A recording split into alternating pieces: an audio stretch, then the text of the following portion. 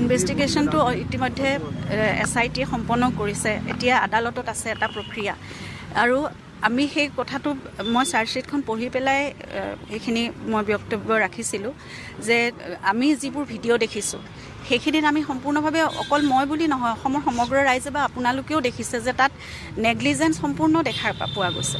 গতিকে সেই নেগলিজেঞ্চৰ আধাৰত তেওঁলোক আমাৰ মতে দোষী। গতিকে তেওঁলোকো সেই আইনৰ বা বিচাৰৰ আওতালৈ তেওঁলোক আহিবই লাগে।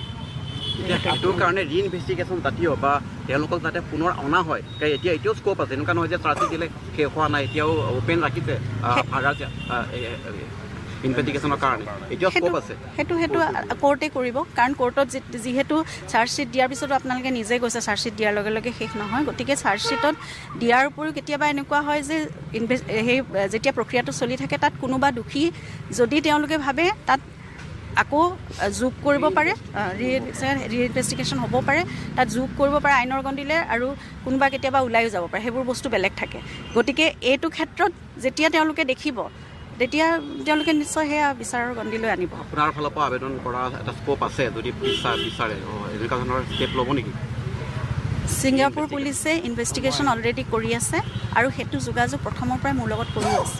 আপোনাৰ ফালৰ পৰা আজি অধিবক্তা অসমত SIT সন্মুখত বা কোৰ্টত প্ৰেয়াৰ দিব নেকি? মই সেইখিনি যিখিনি লিখিব লাগে মই অলৰেডি তাত ফেচবুক পোষ্টত লিখিছোঁ, আপোনালোকে চাব। যদি তাত কিবা সুৰুঙা থাকি গৈছে তেওঁলোকে সেইখিনি আলোচনা কৰি অধিবক্তাৰ লগত, আৰু যিটো মানে পাব্লিক প্ৰজিকিউশ্যন টীম হ'ব আৰু যিটো ইনভেষ্টিগেশ্যন টীম আছিলে তেওঁলোকে নিজে আলোচনা কৰি তাত থাকি যোৱা কিবা যদি আছে এই মানে অভিযুক্তসকলক শাস্তি দিবলৈ, তেতিয়াহ'লে তেওঁলোকে সেইখিনিও বিচাৰ কৰি চাওক। এই কথাখিনি একদম খুব পুংখানুপুংখভাৱে লিখা আছে, গতিকে সেইখিনি ভালকৈ আকৌ এবাৰ পঢ়িব। গোচৰটোত মানে তেখেত আছে, তেখেতে বকালতনামা তেখেতক দি পেলাই তেখেতে কৰিছে প্ৰদীপ্ত তালুকদাৰ। তেওঁ মানে কোৰ্টত সেইখিনি প্ৰেজেণ্ট কৰে, এছেছ কৰিব পাৰে। পাব্লিক প্ৰচিকিউটৰৰ লগত এছেছ কৰিব পাৰে, মানে আপুনি গোটেই গোচৰটো ভালকৈ নিৰীক্ষণ কৰি থাকিব? নিশ্চয় নিৰীক্ষণ কৰি থাকিম, আৰু সেইকাৰণে আজি মই আহিছোঁ। আৰু ইয়াৰ পিছৰ ডেটসমূহতো আমি ঘৰৰ পৰা, পৰিয়ালৰ পৰা আমি কোনোবা নহয় কোনোবা আমি উপস্থিত থাকি সেইখিনি চাই থাকিম। একিউজসকলক আজি এতিয়া পিছিজনে প্ৰদান কৰা হৈছিল, আপুনি দেখিছিলে, অলপকৈ হ'লেও দেখিছিলে, তেওঁলোকক কেনেকুৱা অনুভৱ দেখিলে? তেওঁলোকৰ কিবা চকুত মুখত ঘূৰাই ধৰিব পৰা নাই। ময়ো দূৰৰ পৰাই দেখিছোঁ, কিন্তু মই বহুত কনফিডেণ্টে দেখিছোঁ। মই একো তেওঁলোকৰ মুখত কোনো ধৰণৰ মানে অনুশোচনা এইবোৰ ভাৱ মই একো দেখা নাই। গতিকে এই দোষীসকল দোষীয়ে, আৰু এই অসুৰকেইটাক মই মানুহ বুলি নকওঁ, দোষী বুলি ক'লেও মানুহ হৈ থাকে। গতিকে এই অসুৰকেইটাক, দানৱকেইটাই মুঠতে শাস্তি পাবই লাগিব, একদম গুৰুতৰ শাস্তি পাব লাগিব। জুবিন গাৰ্গ আমাৰ সকলোৰে আৱেগ আছিল, আমাৰ প্ৰাণৰ মানুহ আছিল, আপোনালোকৰ সকলোৰে বাবে আছিল জুবিন, অকল মোৰ স্বামী নহয়। গতিকে জুবিন গাৰ্গ নোহোৱা হৈ যোৱাটো একে সাধাৰণ ঘটনা নহয়। এই অসুৰকেইটাই, দানৱকেইটাই শাস্তি পাবই লাগিব, অসুৰবধ হ'বই লাগিব।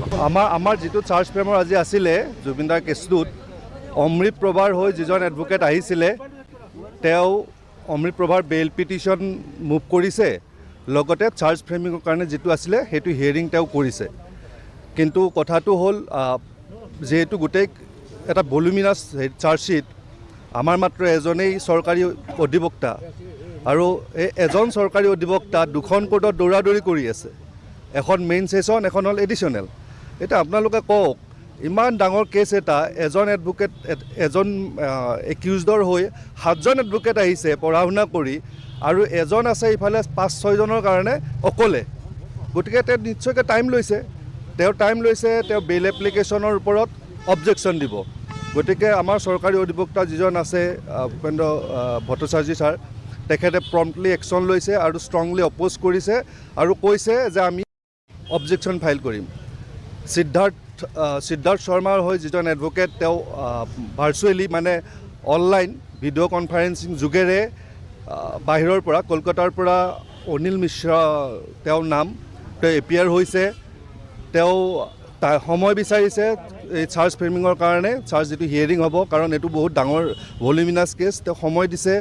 আৰু লগতে সিদ্ধাৰ্থ শৰ্মাৰ এটা প্ৰপাৰ্টি আছে মহাবীৰ একুৱা বুলি, সেইটো বস্তু ফ'ৰ ফিচাৰ কৰাৰ কাৰণে, এটেচ কৰাৰ কাৰণে CIDৰ যিজনী হেৰি আছে ৰজি মেম আছে তেখেতে হেৰি কৰিছে এখন পিটিশ্যন দিছে যে সেই বস্তুতে ফৰফিট কৰিব লাগে বুলি কিন্তু সেইটো ওপৰত এটা অৰ্ডাৰ হৈছে এইটো অৰ্ডাৰ হৈছে যে যেহেতু সেই গোটেই ঘটনাটোত যিখন এপ্লিকেশ্যন আছিলে CIDৰ পৰা তাত সিদ্ধাৰ্থ শৰ্মাৰ কিমানখিনি এমাউণ্ট আছে সেইটো ডিষ্টিংক্ট নাছিলে আৰু ডিষ্টিংক্ট নথকাৰ কাৰণে 14 দিনৰ ন'টিছ হৈছে ন'টিছৰ পিছত তেওঁলোকক শ্ব'কজ কৰিছে শ্ব'কজ কৰাৰ পিছতহে এই কেছত হেৰি হ'ব মানে কিবা এটা ৰায় দিব আৰু 2 নম্বৰত শ্যাম কানু মহন্তৰ হৈ এডভোকেট আহিছে আজি সশৰীৰে আছে আমাৰ কোৰ্টত তেওঁলোক মই জনামতে কলকাতাৰ পৰা আহিছে তেওঁলোকে আজি বেল পিটিশ্যন ফাইল কৰা নাই কিন্তু সময় লৈছে তেওঁলোকে কৈছে যে কিছুমান ডকুমেণ্ট তেওঁলোকে পোৱা নাই যদিও তেওঁলোকে পেন ড্ৰাইভটো পাইছে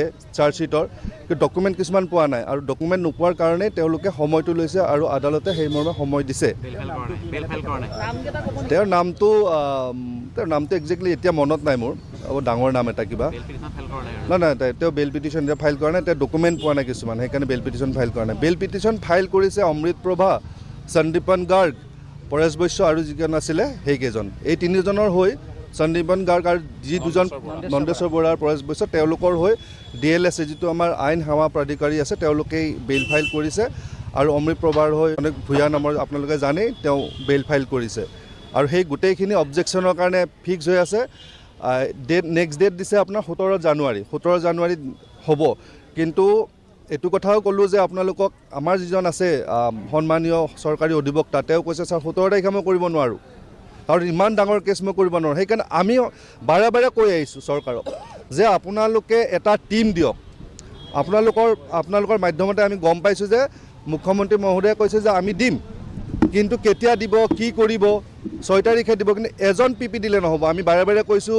এটা টীম লাগিব এটা ভাল টীম লাগিব নট লেছ দেন 10-12জন মানুহ তাত থাকিব লাগিব সেই টীমেই গোটেইখিনি কৰিব পাৰিব আদাৰৱাইজ ইমান ডাঙৰ চাৰ্জশ্বিট আৰু কেছটো এনেকুৱা নহয় যে একদম ক্লিয়াৰ কেছ সঁচা কথা হা এইটো যে ক্লিয়াৰ একদম চাৰ্জশ্বিটত ওলাই পৰিছে মাৰ্ডাৰ কেছ বুলি আজি যিটো দীঘলীয়া এটা হিয়াৰিং হ'ল তাতে বহুতখিনি লুপ হ'ল আছে নিশ্চয় থাকিব গতিকে এটা ডাঙৰ টীম লাগিব দৰকাৰ হ'লে যদি ফাৰ্ডাৰ ইনভেষ্টিগেশ্যন কৰিব লাগে কোৰ্টৰ হাতত কিন্তু পাৱাৰ আছে এতিয়াও কৈছোঁ কোৰ্টৰ হাতত যথেষ্ট পাৱাৰ থাকে যিকোনো মুহূৰ্তত ফাৰ্ডাৰ ইনভেষ্টিগেশ্যন কৰিব পাৰে সেইটো কোৰ্টে দিব পাৰে গতিকে এটা ভাল টীম থাকিলে মই আমাৰ যোন চৰকাৰী মহামান্য অধিবক্তা আছে তেখেতক মই হেৰি কৰি কোৱা নাই তেওঁ বেয়া বুলি মই কোৱা নাই আকৌ বেলেগকৈ নাভাবিব তেওঁ বহুত ভাল কৰি আছে কিন্তু আমাক এটা যদি ভাল টীম দিয়ে এটা এছিষ্ট কৰিব পৰাকৈ তেতিয়াহ'লে কিন্তু তাত যদি খুটি নাটি আছে গোটেইখিনি ধৰা পৰিব আৰু যিখন ফাষ্ট ট্ৰেকৰ কথা কৈছোঁ সেই ফাষ্ট ট্ৰেক কোৰ্টখন ডে টু ডে হিয়াৰিঙৰ কাৰণে কৰক চৰকাৰক অনুৰোধ জনাইছোঁ আমি গুৱাহাটী উকিল সন্থাৰ পৰা বাৰে বাৰে অনুৰোধ জনাই আছোঁ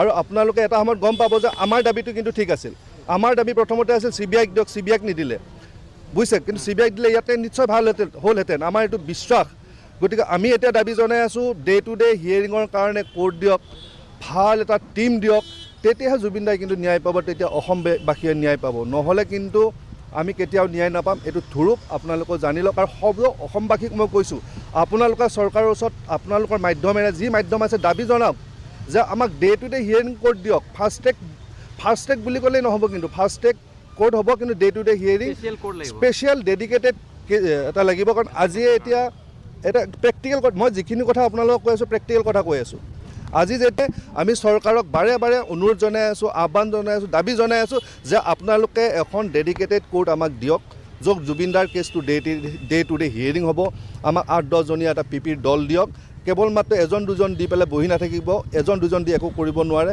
এই যিখিনি কোৰ্টৰ ভিতৰত হৈছে যিখিনি প্ৰেক্টিকেল কথা সেইখিনি আপোনালোকক মই ক'লোঁ এতিয়া হৈ আছে আপোনাৰ অমৃত প্ৰভাৰে হৈ আছে গতিকে তেওঁ লোভলখিনিয়ে ক'ব এতিয়া সেই প্ৰত্যুত্তৰ কোনে দিব প্ৰচিকিউশ্যনৰ এডভোকেটে দিব গতিকে প্ৰচিকিউশ্যনৰ এডভোকেটে দিবৰ কাৰণে তেওঁ সিমানখিনি এটা ভাল টীম লাগিব ন প্ৰতিটো কথাৰ উত্তৰ দিবৰ কাৰণে আজি ভূঞা ডাঙৰীয়াই কিয় পাৰিছে তেওঁৰ এটা টীম আছে তেওঁ পাত বস্তু পৰিছে প্ৰতিটো পেজ উলিয়াই আপুনি সেইকাৰণে হয়তো গম পাব যে তাত তেওঁলোকে লোভল দেখুৱাইছে কিন্তু তাত CIDয়েতো ভাল কাম কৰিছে ন এটা ইমান ডাঙৰ টীম ভালকৈ নিশ্চয় তেওঁলোকেও কৰিছে নাই কৰা বুলি ক'ব নোৱাৰোঁ কিন্তু সেই বস্তুখিনি উলিয়াব এজন মানুহে কেতিয়াও নোৱাৰে আৰু এটা কথা আজি আমাৰ গৰিমা বৌৱে মানে গৰিমা গাৰ্গ শইকীয়া ডাঙৰীয়ানেও এজন এডভোকেট নিয়োগ কৰিছে তেওঁৰ হৈ মানে যাতে চৰকাৰী উকিলে এছিষ্ট কৰিব পাৰে সেইটো আছে আৰু এইটো মই এতিয়া গৰিমা বৌৰ লগত কথা পাতিম যে বেইল অবজেকশ্যন তেওঁ ফাইল কৰিব পাৰে ইণ্ডিভিজুৱেল কেপাচিটিত বিং এন ইনফৰ্মেণ্ট ভিক্টিমৰ হেৰি হয় তেওঁ বেইল পিটিশ্যন ফাইল কৰিব পাৰিব, তাত কোনো বাধা নাই।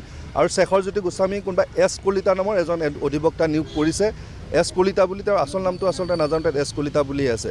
আৰু আজি যিটো এতিয়া আপোনালোকে চাই আছিল ন, অমৃত প্ৰভাৰ হৈ কোনোবা চাহু আছিলে, এই চাহু কিন্তু আজি একম্পেনিড বাই মিষ্টাৰ ভূঞা। গতিকে কথাবিলাক তেনেকুৱা ধৰণৰ। যদি আপোনালোকৰ কিবা হেৰি আছে ডাইৰেক্ট আহক, কৰক, ফেচ কৰক। প্ৰথম আহিল অমৃত প্ৰভাৰ হৈ আপোনালোকে জানে আমাৰ আনন্দ কুমাৰ ভূঞাদেৱ। তাৰপিছত শেখৰজ্যোতি গোস্বামীৰ হ'ল এছ কলিতা, তাত ফুল নেমটো নাই কাৰণে মই আপোনাক ক'ব নোৱাৰিলোঁ।